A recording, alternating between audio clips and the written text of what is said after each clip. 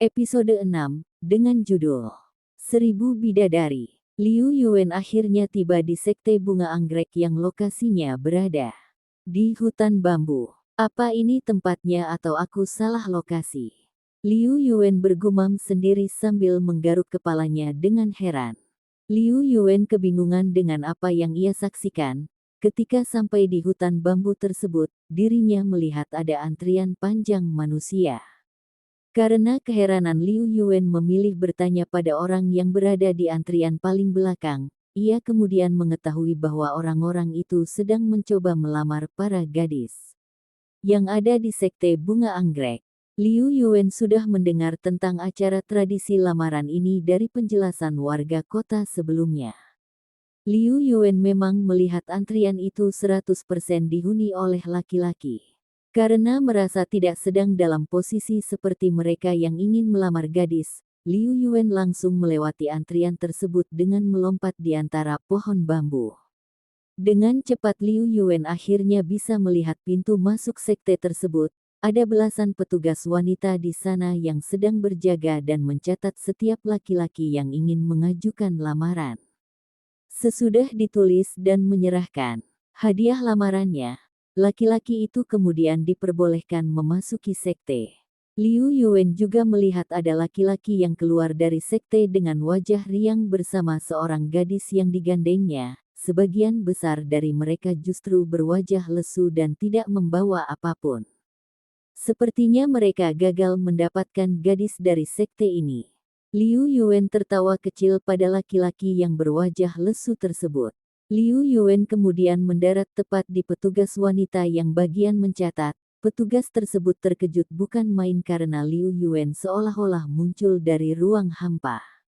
"Permisi Nona, apa aku bisa menemui ketua sekte kalian?" Liu Yuan pikir tidak perlu basa-basi dalam situasi ini. Ia langsung berbicara ke intinya. Petugas wanita itu melirik Liu Yuan dari atas sampai bawah. "Kalau kau ingin melamar seorang gadis di sekte ini, kau harus mengantri seperti yang lain." Tunjuk wanita tersebut pada barisan antrian. Meski Liu Yuan cukup tampan, tetapi wanita di Sekte Bunga Anggrek sudah dilatih untuk tidak terbius pada tampilan fisik seseorang. Dalam mencari hubungan yang serius, kepribadian serta kekuatan lebih diperhitungkan dalam pernikahan di dunia persilatan seperti ini. Sementara untuk penampilan fisik, ia berada di posisi yang lebih bawah. "Aku tidak berniat melamar siapapun, alasanku kesini untuk bertemu pemimpin Sekte Bunga Anggrek," jelas Liu Yuan. "Apa kau utusan sekte tertentu?"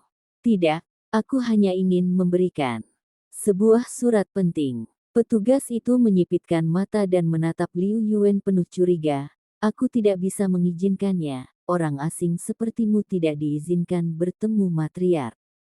Liu Yuan menghela nafas panjang, ia sudah menebak hal ini akan terjadi. Liu Yuan kemudian mengeluarkan surat dari wanita paruh baya sebelumnya. "Ini sangat mendesak, aku disuruh menyerahkan surat darurat ini pada kalian atau Sekte Bunga Anggrek akan dalam bahaya." Dalam bahaya. Sekte Bunga Anggrek tidak memiliki musuh pada siapapun, jadi maaf, selain mempunyai keperluan untuk melamar gadis di sekte ini, kau tidak boleh masuk ke dalam. Liu Yuan menaikkan alisnya. Ia bisa saja menerobos masuk ke sekte tersebut, namun itu akan terlalu menarik perhatian yang tidak diperlukan. Selain itu Liu Yuan juga tidak pernah bertemu matriark sekte ini. Melihat sektenya begitu besar, ia akan membutuhkan waktu untuk mencarinya. Liu Yuan akhirnya jatuh pada satu kesimpulan. Ia menoleh pemuda yang mengantri paling depan di antrian tersebut. "Hei, apa kau ingin uang? Aku beli antrianmu dan kau bisa dapat 2.000 keping emas." Pemuda itu terkejut bukan main. Dari pakaiannya yang mahal, dia sebenarnya berasal dari kaum bangsawan. Uang 1.000 keping emas bukankah jumlah yang sedikit? Liu Yuan tersenyum lebar lalu memberikan kantong kulit yang berisi 2.000 keping emas itu padanya. Pemuda bangsawan itu tersenyum bahagia dan langsung mempersilahkan Liu Yuan untuk berdiri di antriannya sementara ia pergi dengan perasaan gembira. Beberapa petugas wanita yang menyaksikan hal tersebut langsung terdiam, melihat Liu Yuan mengeluarkan 2.000 keping emas tanpa adanya keraguan menunjukkan bahwa ia sangat kaya dan memiliki latar belakang yang tak biasa. Karena siang hari, barulah beberapa petugas ini menyadari mata Liu Yuan berwarna keunguan. Sekarang aku ingin melamar gadis di sekte kalian, apakah aku boleh masuk ke dalam? Petugas itu batuk pelan dan sedikit salah tingkah. Siapa namamu? Usia, serta latar belakangmu. Liu Yuan memberikan lencana sebagai bagian dari serikat petualang kelas perak. Meski kultivasinya sudah meningkat, Liu Yuan belum mengganti lencana serikatnya ke kelas yang lebih tinggi. Petualang kelas perak. Petugas itu mengerutkan keningnya. Bisakah aku memeriksa kualitas tulangmu? Liu Yuan tidak keberatan, ia mengulurkan tangannya dan membiarkan petugas tersebut memeriksanya. Dia baru berusia 14 tahun. Petugas tersebut cukup terkejut. Petualang kelas perak biasanya dimiliki kultivator yang sudah berada di ranah alam raga. Di usia 14 tahun mencapai tingkatan tersebut dirasa sangat mustahil. Petugas itu kemudian memanggil beberapa petugas yang lain sebelum memberitahukan apa yang terjadi. Tidak mungkin, dia pasti sedang menipumu. Benar, aku juga berpikir sama, agar membuat kita terkesan. Laki-laki ini pastinya meminjam lencana dari petualang serikat, mengingat dia kaya, pastinya dia sudah membayar seorang petualang agar memberikan lencana itu. Petugas itu saling berdiskusi, mereka tidak percaya Liu Yuan sudah mencapai alam raga di usianya yang masih muda. Kalaupun ia berbohong terhadap identitasnya, dia tidak akan mendapatkan gadis di sekte kita. Kita akan suruh wanita yang ingin dilamarnya menolak dan harus mengajaknya bertanding. Setelah 1 menit, akhirnya mereka menyelesaikan diskusinya. Para petugas wanita itu kemudian meminta Liu Yuan mengeluarkan hadiah untuk acara lamaran nanti. Berapa banyak hadiah yang harus kusiapkan? Jika dalam hitungan uang, kau bisa membawa 1.000 keping emas atau jika membawa barang, kau harus membawa seharga seperti itu. Liu Yuan kemudian mengeluarkan kantong kulitnya lagi. Setelah diperiksa, petugas mengambil hadiah tersebut sementara Liu Yuan diizinkan masuk. Mari ikuti aku, sekte ini sangat luas, meski sudah ada di dalam, kau bisa tersesat di sini. Seorang gadis menuntun jalan Liu Yuan sambil tersenyum dengan lembut. Liu Yuan mengangguk pelan, dari petugas hingga wanita penuntun jalan ini, mereka semua adalah wanita-wanita yang memiliki paras manis. Kurasa julukan sekte 1.000 bidadari bukan omong kosong belaka. Liu Yuan mengelus dagunya sambil melihat sekitar, yang dikatakannya merupakan julukan lain dari sekte bunga anggrek. Setiap perempuan yang Liu Yuan jumpai di sekitaran sekte itu langsung tersenyum ramah ke arahnya. Setiap senyuman mereka cukup membuat pria manapun luluh dan jatuh cinta terhadap mereka. Jika bukan mengingat mentalnya, Liu Yuan mungkin akan tergoda atau tersipu oleh mereka. Lagi pula ia sudah melihat kecantikan sesungguhnya dari Zhou Rou dan Gong Yuyin yang membuat kecantikan gadis-gadis di sekte ini bukanlah apa-apa. Episode 7, dengan judul Rantai Kegelapan. Luas sekte bunga anggrek hampir mencakup seluruh hutan bambu ini. Pemandangan dari dalam sekte tidak lebih seperti sebuah desa yang memiliki lingkungan asri. Liu Yuan berdecak kagum bagaimana sekte tersebut bersisian dengan alam sekitarnya. Udara di sini cukup segar serta menenangkan, belum lagi tempatnya bersih dan juga terawat. Wanita yang menuntun jalan Liu Yuan membawanya ke sebuah tempat di mana ada semacam panggung arena. Dari wanita itu, ia menjelaskan bahwa para laki-laki akan bertanding di sini jika wanita pujaannya sempat menolak lamaran mereka. Meski ada situasi di mana laki-laki tidak perlu harus bertarung namun keadaan tersebut biasanya sangat jarang terjadi. Alasannya sederhana karena para gadis di Sekte Bunga Anggrek ingin mengetes kemampuan bela diri calon suaminya. Mereka menginginkan pria yang lebih kuat dan bisa melindungi mereka dari ancaman. Dunia persilatan. Liu Yuan bisa mengerti hal itu karena di depan matanya kini ada sebuah pertarungan antara laki-laki bangsawan melawan seorang gadis dari sekte ini. Di sekitaran arena ada laki-laki serta para gadis sekte yang duduk dan menonton pertandingan tersebut. Beberapa dari laki-laki yang akan bertanding berekspresi cemas sementara lainnya percaya diri bisa memenangkan duel. Wanita penuntun jalan lalu menerangkan tentang panggung arena tersebut serta aturannya. Tidak sulit memahaminya karena pertandingan tersebut hampir sama dengan aturan turnamen kekaisaran sebelumnya di mana yang keluar arena, menyerah, atau tidak sadarkan diri dianggap sebagai kekalahan. Bagaimana aku bisa memilih salah satu dari kalian jika kalian tidak berkumpul seluruhnya? Tanya Liu Yuan. Masalah itu kami sudah punya. Alternatifnya, wanita penuntun jalan, lalu menunjuk beberapa papan lebar tak jauh dari panggung arena. Di sana ada lukisan gadis-gadis yang sudah matang dan siap dinikahi. Anda tinggal pilih salah satu atau beberapa dari mereka maka kami akan langsung memanggil gadis itu ke sini. Beberapa. Liu Yuan menaikkan alisnya. Aku bisa memilih lebih dari satu gadis.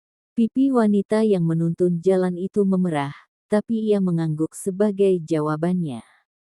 Cinta adalah kepentingan kedua menurut kami di dalam pernikahan, sementara untuk yang pertama, kami sebagai wanita hanya ingin pria yang bisa diandalkan dan dapat melindungi, selama dia bisa menjaga kami maka kami tidak keberatan jika harus berbagi satu suami. Pada dasarnya, tujuan paling utama dalam acara lamaran ini adalah untuk menemukan laki-laki yang mampu membuat tempat aman bagi wanita. Sebagai timbal baliknya, wanita di sekte ini akan menjadi seorang istri yang lemah lembut bagi suaminya karena selama di sekte, mereka diajarkan seperti itu.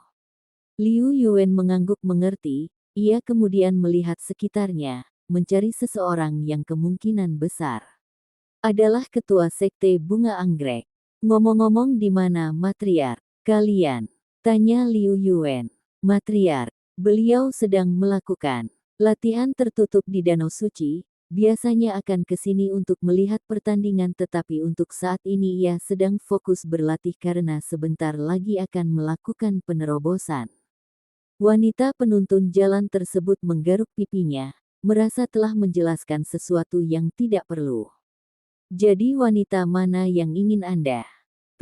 Wanita itu hanya sepersekian detik mengedipkan matanya dan ketika ia membuka mata lagi, Liu Yuan sudah menghilang dari hadapannya, membuat ucapan wanita tersebut seketika langsung terhenti dan tersedak nafasnya sendiri. Wanita penuntun jalan menoleh ke kiri dan ke kanan namun tidak ada Liu Yuan di sekitarnya, seolah pemuda itu memang telah hilang di telan udara. Wanita itu menelan ludah, entah kenapa firasatnya menjadi buruk mengenai hal ini. Tanpa sepengetahuan wanita itu, Liu Yuan sudah bergerak menuju tempat matriark sekte Bunga Anggrek berada. Liu Yuan tidak mengetahui lokasi persis Danau Suci yang dimaksud wanita penuntun jalan tersebut tetapi kalau mencari sebuah danau, dirinya tidak akan kesulitan. Liu Yuan bergerak cepat tanpa ada yang menyadari keberadaannya. Ilmu meringankan tubuhnya yang tinggi memungkinkan dirinya bergerak secepat angin serta tidak bersuara layaknya bulu halus yang terjatuh. Liu Yuan melompat ke pohon bambu yang paling tinggi untuk memperluas jangkauan pandangannya, tidak membutuhkan waktu lama bagi dirinya menemukan sebuah danau. Kurasa danau itu yang dimaksud dia sebelumnya. Gumam Liu Yuan, mengingat tidak ada danau di sekitarnya selain danau yang ditatapnya. Tanpa menunggu lagi Liu Yuan langsung bergegas ke sana. Liu Yuan tiba di danau itu, danau yang memiliki air bening sampai terlihat ikan-ikan di dalamnya. Danau berukuran cukup besar itu dikelilingi oleh pohon-pohon bambu yang tumbuh di sekitarnya. Di tengah danau ada pulau kecil. Liu Yuan menebak di sanalah matriark Sekte Bunga Anggrek sedang melakukan latihan tertutupnya. Liu Yuan berjalan di atas air untuk menuju pulau kecil tersebut, namun baru belasan langkah ia bergerak, tiba-tiba instingnya merasakan ada bahaya yang sedang menghampirinya. Beberapa rantai kegelapan tiba-tiba muncul di bawah air danau, hendak menangkap kaki Liu Yuan, tetapi pemuda itu dengan cepat menyadarinya dan langsung melompat tinggi untuk menghindari rantai tersebut. Seolah tak ingin membiarkan Liu Yuan lolos, rantai kegelapan itu memanjang dan bergerak mengejar Liu Yuan yang berada di udara. Liu Yuan berdecak pelan, ia menarik nafas yang dalam lalu melakukan perubahan jenis elemental api, hembusan nafas api. Liu Yuan menyemburkan api berjumlah besar, dengan suhu panas apinya yang tinggi bahkan besi sekalipun bisa langsung meleleh, namun kenyataannya rantai kegelapan itu tidak mengalami lecet sedikit pun, bahkan dengan mudah ia menerobos kobaran api yang dikeluarkan Liu Yuan. Liu Yuan menyipitkan mata, ia baru sadar rantai itu bukan terbuat dari besi melainkan murni dari elemental kegelapan. Liu Yuan kemudian menggunakan cara berbeda, ia menciptakan pedang es di tangannya sebelum menangkis setiap rantai-rantai tersebut. Setiap ayunan pedang Liu Yuan berhasil memblokkan semua arah rantai yang hendak menghampirinya. Liu Yuan mengerutkan dahi, seharusnya ayunan pedangnya cukup membuat rantai itu terpotong. Ia memahami bukan rantai kegelapan itu yang keras, melainkan ia memang tak bisa dipotong. Aku baru kali ini melawan seseorang yang menggunakan elemen kegelapan sebagai kekuatan utamanya, ternyata cukup merepotkan.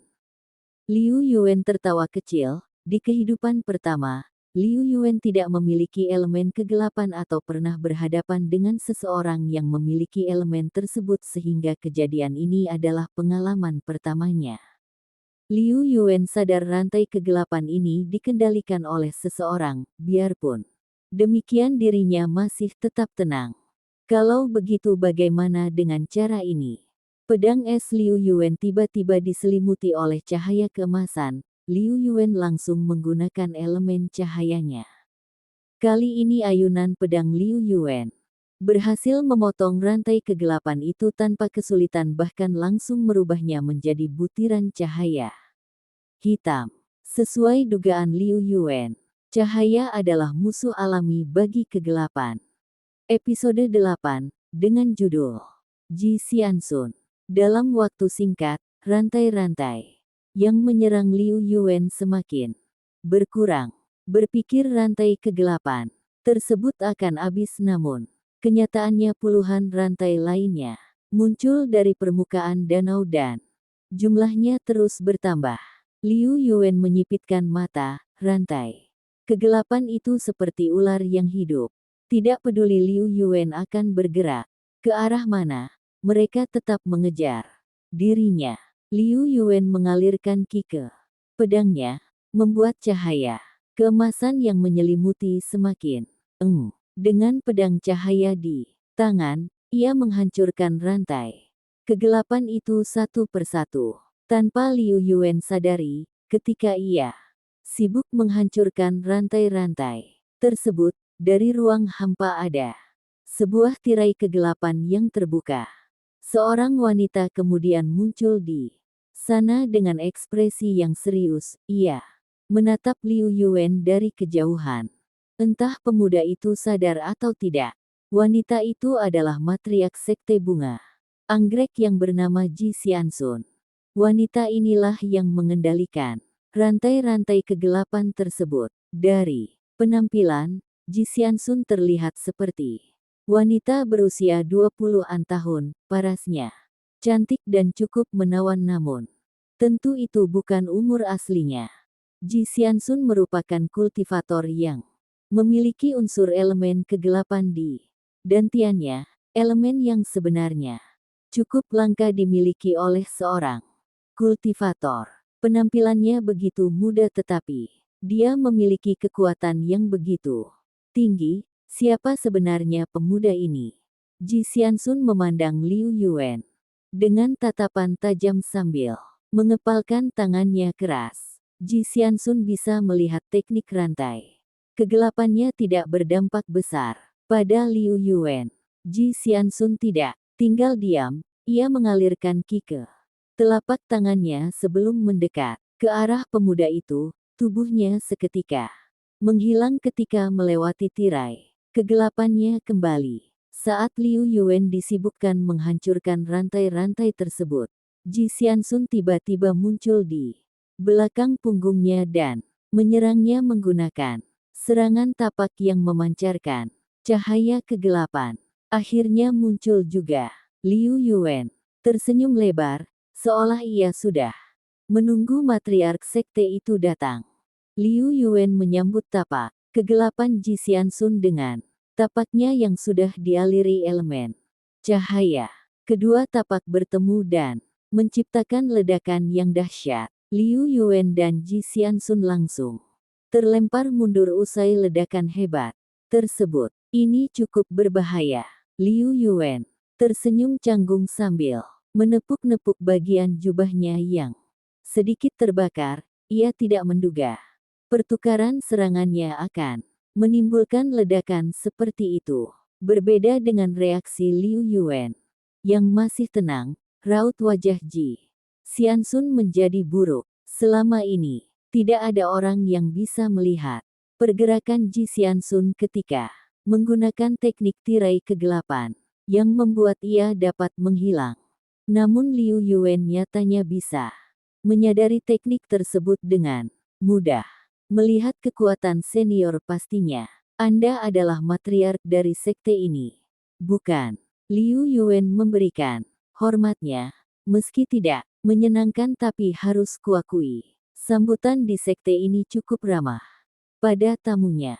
Tamu, bukankah kata yang tepat adalah penyusup? Ji Xianxun tersenyum sinis. Tidak ada laki-laki yang diperbolehkan ke sini, bahkan anggota sekteku harus mendapatkan izin dariku terlebih dahulu. Siapa kau sebenarnya? Alasan apa penyusup sepertimu datang ke sini? Liu Yuan batuk pelan. Kalau dipikir-pikir perkataan Ji Xianxun memang benar, pantas saja matriark sekte itu begitu waspada terhadapnya, serta langsung menyerang dirinya ketika tiba di danau. Karena tidak mau terjadi salah paham, Liu Yuan langsung melemparkan sebuah gulungan kertas pada wanita tersebut. Apa ini? Ji Xianxun menangkap gulungan tersebut. Sebuah surat darurat. Sebentar lagi, ada sekelompok aliran hitam yang akan menyerang sekte bunga anggrek. Jelas Liu Yuan. Ji Xianxun mulai memeriksa isi surat itu sambil sesekali menatap Liu Yuan, khawatir pemuda itu menyerangnya secara diam-diam. Ketika ia sedang membaca mata ungu itu, seharusnya hanya klan Wuming yang memilikinya. Bagaimana cara kau bisa mendapatkannya? Di sela membaca, Ji Xianxun memperhatikan Liu Yuan, dan ia baru menyadari warna mata pemuda itu tidaklah biasa. Aku tidak mendapatkannya. Bagaimana kalau sebenarnya aku adalah bagian dari klan Wuming itu sendiri? Tubuh ini memang murni dari klan tersebut. Mata Ji Xianxun menyipit, mencoba melihat tanda-tanda kebohongan dari raut wajah Liu Yuan, namun pemuda itu sepertinya serius dengan ucapannya. Menarik, kudengar klan tersebut sudah binasa, bahkan anak kecil sekalipun ikut terbunuh di sana, tapi sepertinya ada dari kalian yang berhasil lolos dari pembantaian tersebut. Ji Xianxun tampak tidak terlalu terkejut dengan fakta ini, lebih tepatnya sejak awal dia tidak terlalu peduli dengan keadaan dunia persilatan.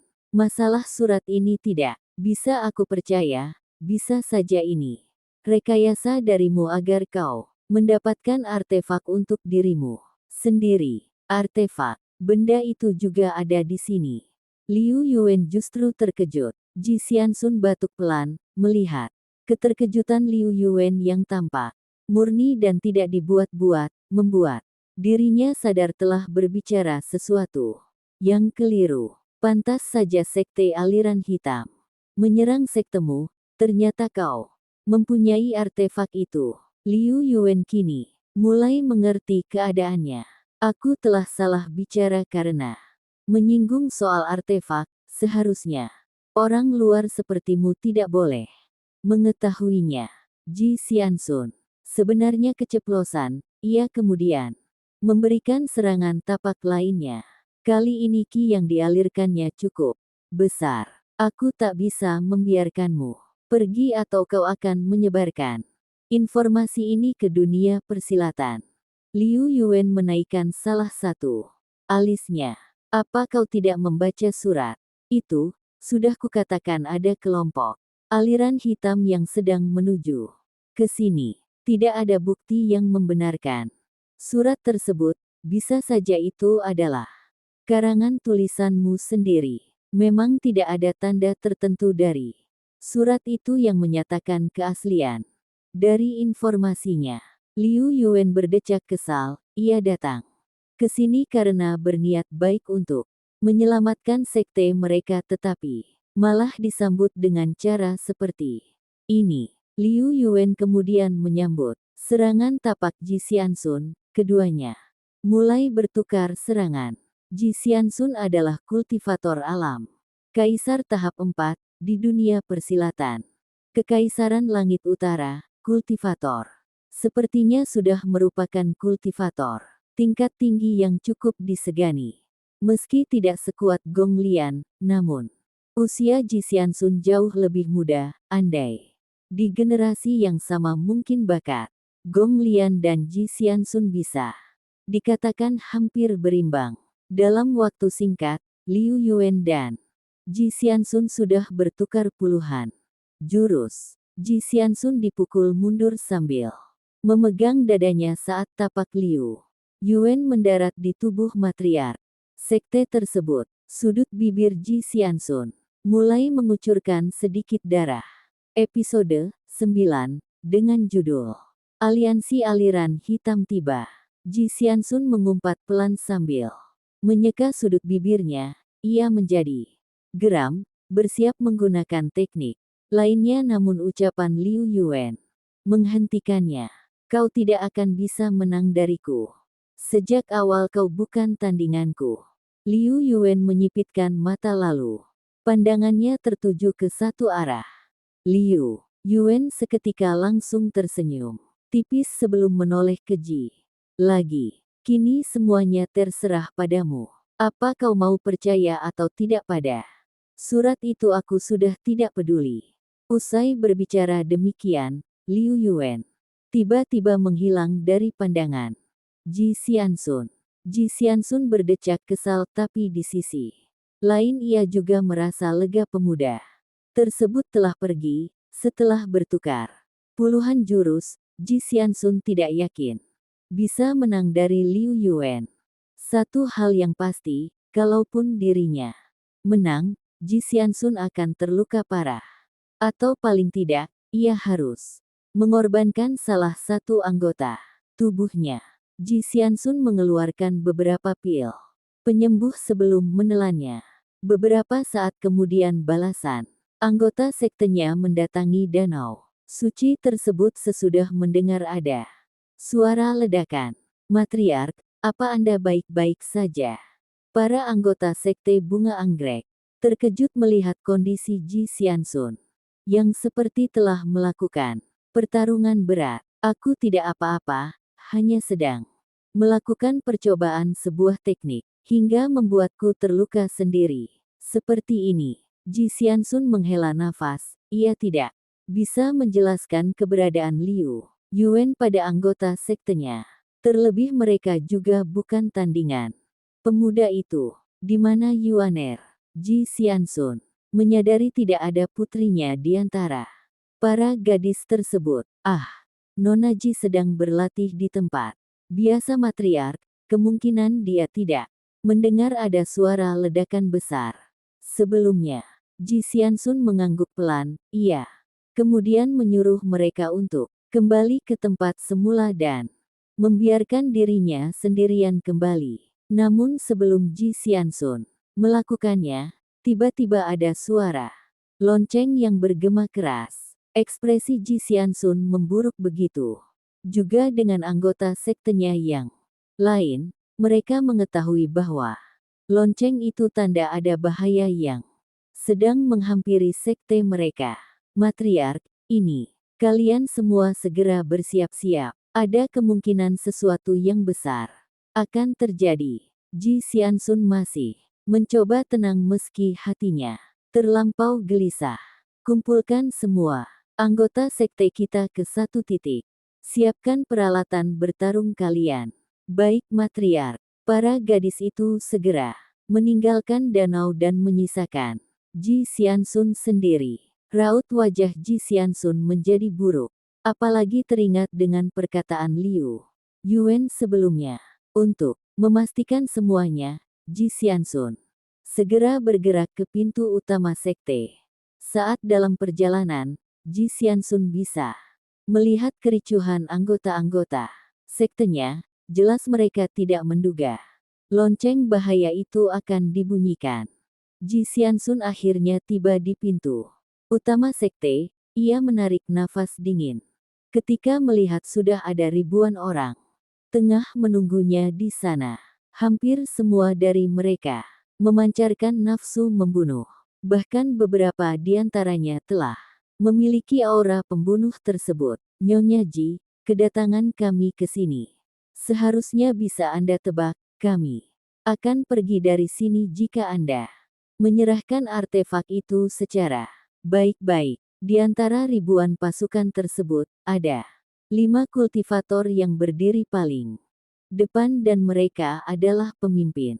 Dari pasukan ini, 5 kultivator itu semuanya berada di tingkatan alam kaisar tahap 2. Sementara satu yang paling senior telah mencapai alam kaisar tahap 3. Ji Xiansun mengerutkan dahi. Ia tidak menduga artefak milik sektenya sudah diketahui keberadaannya oleh dunia persilatan bahkan sebelum genap 1 tahun. Ji Xiansun sadar ada kemungkinan anggota sektenya telah membocorkan informasi rahasia ini. Memberikan artefak itu secara sukarela pada kalian lalu pergi dari sini tanpa konflik. Apa itu cara aliran hitam bekerja? Ji Xiansun tersenyum, mengejek. Kultivator senior itu tertawa kecil. Kupikir kau akan menjadi naif. Mengingat puluhan tahun hanya tinggal di sekte, ternyata kau masih bisa berpikir juga. Membawa pasukan apalagi jumlahnya sampai ribuan tanpa membuat masalah terdengar mustahil bagi sekte aliran hitam. Jelas sekali mereka juga ingin menyerang sekte bunga anggrek secara keseluruhan. Ji Xiansun memeriksa pasukan lawannya yang memiliki seragam berbeda-beda. Ia menebak mereka berasal dari berbagai sekte yang saling bekerja sama. Ji Xiansun bahkan mengenai sebagian besar sekte dari mereka. Meski hanya diam di sektenya, Ji Xiansun tetap mendengar berita dunia persilatan terutama tentang kabar sekte aliran hitam membuat aliansi. Setelahnya melihatnya langsung, Ji Xiansun bisa menyaksikan kebenaran informasi tersebut. Kudengar anggota-anggota sektemu adalah wanita-wanita cantik. Selama mereka mau diajak bekerja sama dengan kami maka kami pastikan tidak akan menyakiti kalian. Kultivator alam kaisar yang lain angkat bicara sambil menjilat bibirnya. Ji Xiansun mendengus kesal. Apa yang membuatmu berpikir kami akan diam saja untuk menghadapi kalian? Ji Xiansun bersiul cukup kencang. Dari dalam sekte muncul para gadis bertopeng besi yang sudah siap untuk bertarung. Jumlah anggota sekte bunga anggrek jelas di bawah pasukan aliansi sekte aliran hitam, ditambah rata-rata kekuatan mereka cenderung lebih lemah. Orang bodoh sekalipun akan bisa melihat seperti apa hasilnya. Pasukan aliansi aliran hitam tertawa, mengejek bahkan memandang sebelah mata pasukan yang Seluruhnya perempuan tersebut, dengan percaya diri mereka yakin bisa memenangkan pertempuran ini dengan mudah. Di mana tetua Lan, Ji Xiansun, melirik 4 tetua sektenya namun ada satu orang yang tidak ada. Sekte Bunga Anggrek memiliki 5 tetua yang semuanya mempunyai kekuatan di tingkatan alam nirvana. Aku tidak tahu matriark, sejak kemarin. Dia sudah tidak ada di tempat tinggalnya. Ji Xiansun berdecak kesal. Kenapa? Dia selalu menghilang beberapa minggu terakhir ini, di saat sekte membutuhkannya dia justru tidak ada. Matriark, bagaimana ini, kita akan dibantai jika tidak memberikan artefak tersebut pada mereka. Salah satu tetua merasa khawatir serta cemas. Aku tahu, tapi menyerahkannya juga tidak akan mengubah situasi. Ji Xiansun menggigit bibirnya, sadar nasib. Sekte Bunga Anggrek boleh jadi bisa berakhir hari ini. Sudah kuduga, kekuatan sektemu tidak akan cukup untuk mengalahkan mereka. Alih-alih kabur, kau justru membawa yang lain dalam kebinasaan. Ji Xiansun serta para tetua dan anggota sektenya serempak menoleh ke atas usai mendengar suara tersebut. Tidak hanya mereka tetapi pasukan aliansi sekte aliran hitam juga ikut menoleh ke arah yang sama. Seseorang turun dari langit dengan kecepatan yang tinggi dan mendarat tepat di hadapan Ji Xiansun. Kau ternyata masih di sini. Ji Xiansun yang paling bereaksi melihat orang tersebut adalah Liu Yuan. Liu Yuan menghela nafas. Sebenarnya ia sudah pergi dari sekte ini beberapa detik lalu namun baru puluhan meter bergerak, ia menjadi ragu untuk meninggalkan sekte tersebut. Walaupun perlakuan Ji Xiansun sebelumnya tidak menyenangkan, namun Liu Yuan tetap merasa tidak tega ketika membayangkan sekte itu lenyap dan ribuan gadis di sana terbunuh. Liu Yuan akhirnya berbalik kembali dan menemukan pasukan aliansi aliran hitam sudah tiba di sana. Episode 10, dengan judul Bunga Anggrek. Liu Yuan tidak menanggapi keterkejutan Ji Xiansun. Pandangannya tertuju pada 5 jagoan di pasukan musuh yang memiliki kekuatan di tingkatan alam Kaisar. Dengan jumlah pasukan musuh yang di bawah sekitar beberapa ribu orang, Liu Yuan akan kesulitan untuk menghabisi semuanya. Sepertinya ia hanya bisa membuat mereka mundur dari sini. Siapa kau? Kultivator senior yang paling waspada melihat kedatangan Liu Yuan sebab sebelumnya ia tidak merasakan hawa keberadaan pemuda itu sebelum Liu Yuan menunjukkan dirinya. Tidak perlu bertanya tentang identitasku, mengetahui namaku tidak membuat kalian mengenalku. Liu Yuan tersenyum sinis. Oh, kau sepertinya sangat percaya diri pada kemampuanmu. Mungkinkah kau tidak semudah yang terlihat? Jagoan yang membawa pedang di antara mereka mengelus dagunya sambil melirik Liu Yuan dari atas sampai bawah. Kurang lebih aku bisa menghabisi sebagian besar dari kalian. Jika berkenan, bagaimana kalau kalian mundur sekarang? Jagoan itu langsung tertawa dengan lantang. Anak muda, apa kau tidak bisa membedakan mana kebodohan dan keberanian? Liu Yuan tersenyum tipis. Ia memberi instruksi dengan jarinya agar jagoan yang itu bergerak menyerangnya. Terlalu arogan. Jagoan tersebut memisahkan diri dari barisannya dan langsung bergerak ke arah Liu Yuan. Kultivator yang paling senior ingin mencegah jagoan itu namun waktunya sudah terlambat. Di sisi lain ini adalah waktu yang tepat bagi dirinya mengukur kekuatan Liu Yuan yang sebenarnya. Dalam waktu singkat, jagoan yang membawa pedang tersebut mempersempit jarak antara keduanya.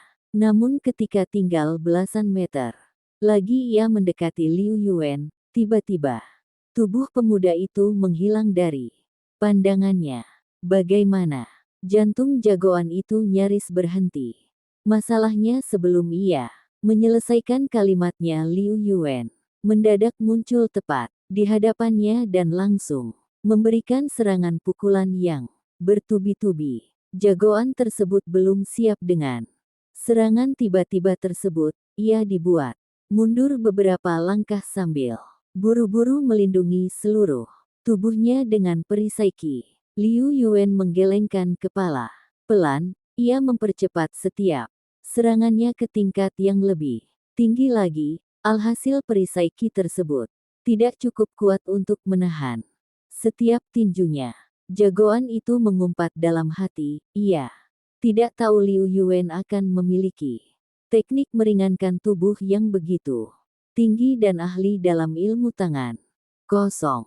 Kalau dirinya tahu, sudah sejak lama ia mengeluarkan pedangnya. Jagoan tersebut menggeram kesal. Tetapi kemudian ia melihat ada celah dalam serangan Liu Yuan. Ia mengambil kesempatan itu untuk menarik pedang pusaka dari sarungnya. Oh, pusaka yang cukup bagus. Liu Yuan sebenarnya sengaja membiarkan jagoan itu menarik senjatanya. Dalam sekali lihat, Liu Yuan mengetahui pedang tersebut merupakan pusaka raga.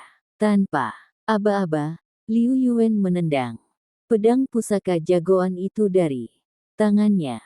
Tendangan Liu Yuan cukup keras, hingga membuat tangan yang memegang pusakanya terlempar ke atas. Jagoan itu terkejut, ia berusaha meraih pedangnya kembali namun Liu Yuan segera memberikan serangan, pukulan dan tendangan beruntun kepadanya.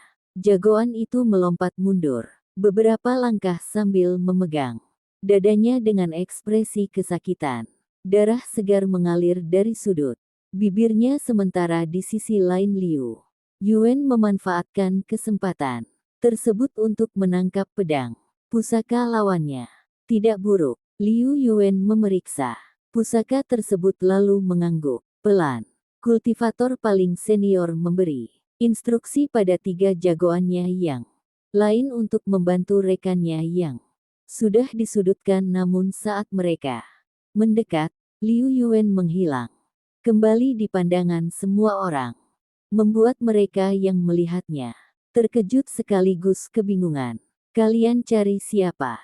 Aku ada di sini. Liu Yuan tiba-tiba muncul di tengah-tengah pasukan musuh, membuat mereka kaget bukan main. Namun sebelum mereka bereaksi lebih jauh, Liu Yuan melepaskan elemen gravitasinya membuat sebagian besar lawannya tak bisa bergerak. Tanpa banyak bicara, Liu Yuan mengayunkan pedangnya pada salah satu dari mereka, membunuhnya. Dalam sekali tebasan, Liu Yuan kembali mengayunkan pedangnya lagi.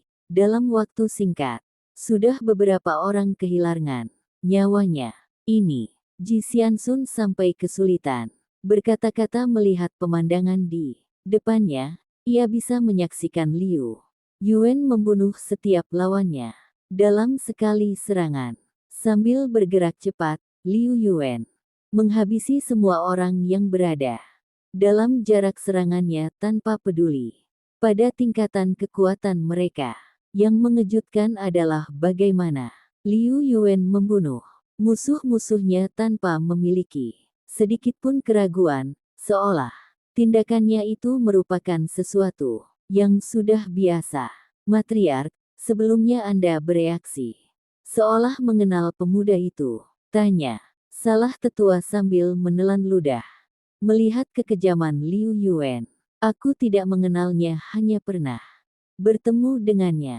Ji Xianxun berdecak pelan setelah melihat kekuatan Liu Yuan. Kini ia percaya bukan tandingan pemuda tersebut. Kalau keduanya bertarung, tentu saja Ji Xianxun dan lainnya merasa heran karena lawan-lawan di sekeliling Liu Yuan tidak melakukan penyerangan balik saat pemuda itu membantai rekan mereka satu persatu. Kau pikir bisa terus membunuh sesuka hati? Saat Liu Yuan sibuk menghabisi lautan musuhnya, tiba-tiba 5 jagoan muncul dan menghadangnya agar pemuda itu tidak membunuh lebih banyak pasukan mereka. Kau, kembalikan pedangku. Jagoan yang membawa pedang tadi bereaksi histeris saat pusakanya digunakan untuk membantai anggota sektenya sendiri. Kau ingin pedang ini? Kenapa kau tidak langsung mengambilnya? Liu Yuan tersenyum mengejek. Jagoan itu mengumpat, jika kultivator paling senior di antara mereka tidak menahannya, mungkin ia sudah menyerang Liu Yuan sejak tadi. Jangan melawannya sendiri, dia bukan tandinganmu, ucap kultivator senior itu sambil mengeluarkan senjata dari cincin ruangnya. Kita serang dia bersamaan, kita langsung kubur dia di sini. 3 jagoan yang lain juga langsung mengeluarkan senjata mereka, masing-masing berupa tongkat, golok, dan juga pisau. Jagoan yang membawa pedang hanya mengeluarkan pedang cadangannya. Kualitasnya lebih rendah dari pusaka yang dipegang Liu Yuan. Tanpa basa-basi, kelimanya langsung bergerak serempak dan menyerang Liu Yuan bersamaan. Liu Yuan mengalirkan ki ke pedangnya sebelum menyambut serangan mereka. Ayunan pedangnya begitu cepat dan menangkis semua serangan yang datang. Kelima jagoan itu hanya bisa bertahan selama belasan detik menyerang Liu Yuan sebelum Liu Yuan menyerang balik dan mengubah situasinya. Pedang yang digunakan Liu Yuan mulai bersinar kehijauan, lalu berubah ke biru dan kuning. Perubahan warna itu mengejutkan semua orang yang melihatnya. Teknik pedang ini, kau berasal dari Sekte Pilar Pedang Kebenaran. Tidak salah lagi, teknik pedang yang digunakannya adalah jurus pedang 5 warna. Liu Yuan tersenyum tipis. Menanggapi keterkejutan lawannya, ia mengalirkan lebih banyak gi sebelum menyerang mereka lebih serius. Warna pedang Liu Yuan berubah. Kembali kali ini menjadi warna jingga. Setiap serangannya semakin cepat dan mulai membuat lawannya kewalahan. Sampai jumpa dan tunggu kelanjutannya.